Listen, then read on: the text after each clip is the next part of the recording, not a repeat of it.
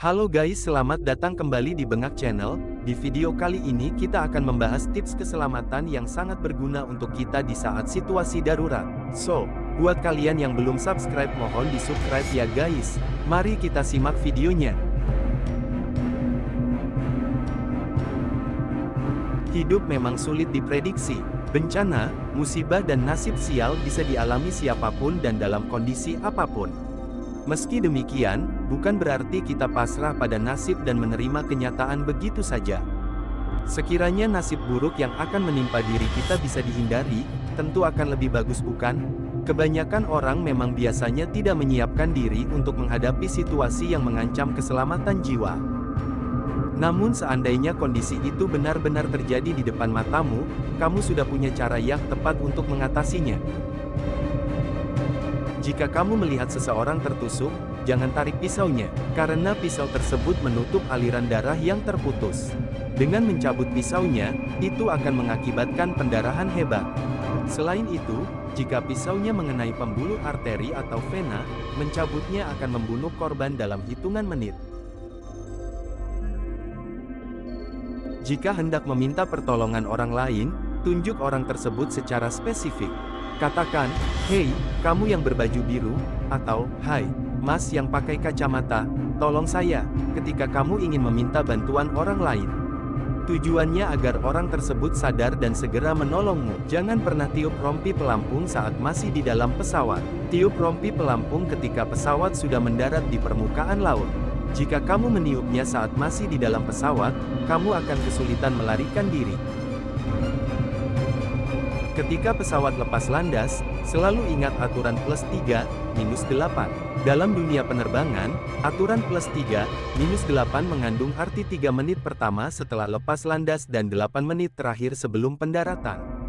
Menurut Inspektur Kecelakaan Penerbangan, hampir 80% kecelakaan pesawat terjadi dalam periode ini. Oleh karena itu, tetap waspada dan hindari tidur selama periode tersebut. Pahami cara melakukan Heimlich manuver yang berguna untuk menolong orang yang tersedak.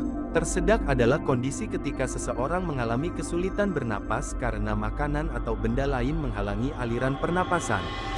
Hal ini dapat memotong suplai oksigen, sehingga dapat menyebabkan kematian. Untuk mengatasinya, pelajari cara memberikan manuver Heimlich seperti tertera dalam gambar.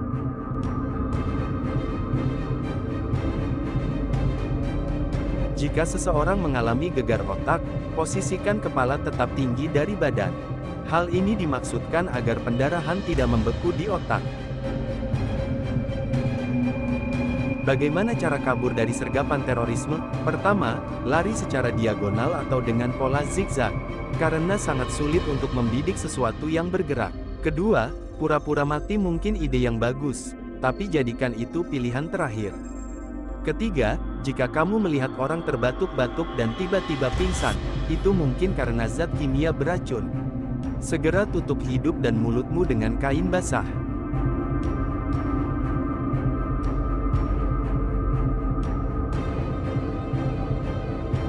Terasa seperti akan terkena serangan jantung? Lakukan batuk-batuk, hirup udara dan teruslah batuk-batuk sampai pertolongan tiba. Biasanya, jika korban tidak batuk, dia akan pingsan dan sulit untuk siuman.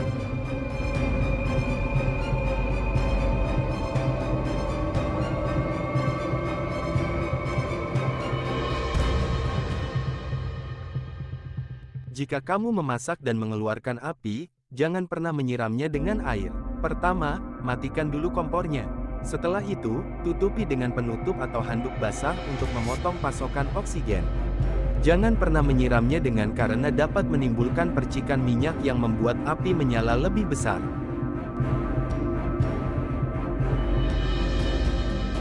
Jika kamu terjebak dalam kebakaran, pastikan kepalamu selalu menunduk. Tutup juga matamu. Hindari menggunakan lift. Korban kebakaran umumnya meninggal karena menghirup asap, bukan karena api itu sendiri.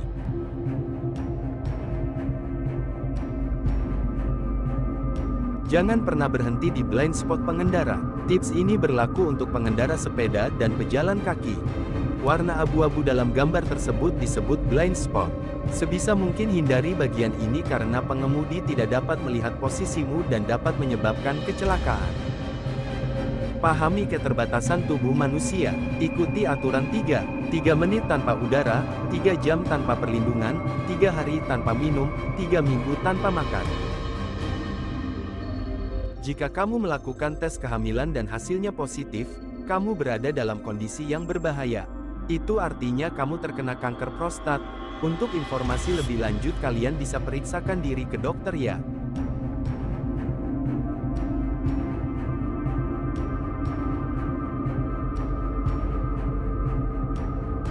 Hampir semua ponsel dapat dipakai untuk menelpon nomor darurat, meski tanpa SIM card, sekadar untuk berjaga-jaga. Pegang pergelangan kaki Anda saat badai petir.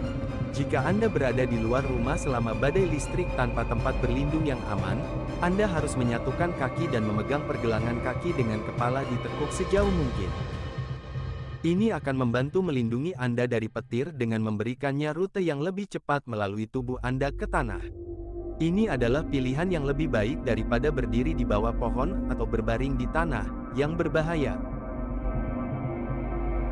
Mandi air sabun hangat jika terkena tanaman beracun. Untuk mengobati ruam atau gatal-gatal akibat tumbuhan beracun, Anda disarankan untuk mencucinya dengan air sabun hangat sesegera mungkin. Mandi air hangat sebentar dapat membantu menghilangkan minyak beracun yang menyebabkan luka bakar. Anda juga dapat mencoba menambahkan secangkir baking powder ke dalam air mandi untuk lebih membantu mengurangi rasa gatal. Namun, jika ruam lebih parah dan Anda mengalami demam, bengkak, dan menutupi sebagian besar tubuh Anda, maka Anda disarankan untuk memeriksakan diri ke dokter.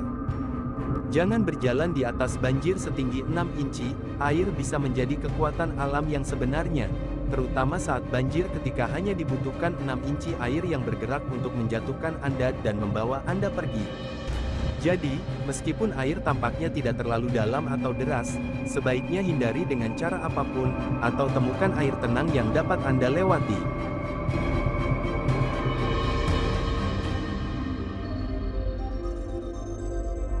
Berada di bangunan kokoh saat tornado, hal utama yang harus diingat adalah untuk mendapatkan dinding sebanyak mungkin antara Anda dan angin dan tetap di lantai terendah. Ini bisa berarti pergi ke kamar mandi atau lorong interior, dan menutupi diri Anda dengan kasur atau merangkak di bawah meja kerja. Jika Anda berada di gedung bertingkat, ingatlah apa yang ada di atas Anda sehingga Anda tidak menempatkan diri Anda di bawah benda berat yang mungkin jatuh dari ruangan di atas.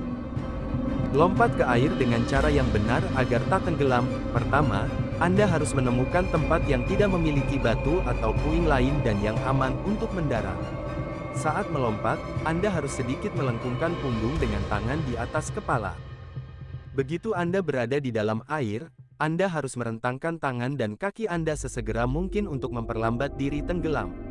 Ini sangat berguna jika Anda tidak tahu seberapa dalam airnya. Gunakan kaos kaki untuk mengurangi rasa gatal akibat gigitan nyamuk. Kita semua tahu betapa buruk dan tidak nyamannya gigitan nyamuk, terutama jika mereka terinfeksi dari semua garukan kita. Seorang pengguna internet menemukan bahwa memakai kaos kaki mencegah rasa gatal akibat gigitan nyamuk. Ketatnya kain pada kulit Anda mungkin akan membuat Anda tidak perlu menggaruknya setiap 2 detik. Nah, itu tadi tips-tips keselamatan buat kalian yang mengalami keadaan darurat. Semoga tips kali ini bermanfaat ya. Oh iya, jangan lupa like, komen, dan subscribe ya, agar kalian tahu tips dan trik lainnya. Sampai jumpa dan terima kasih, salam dari Bengap.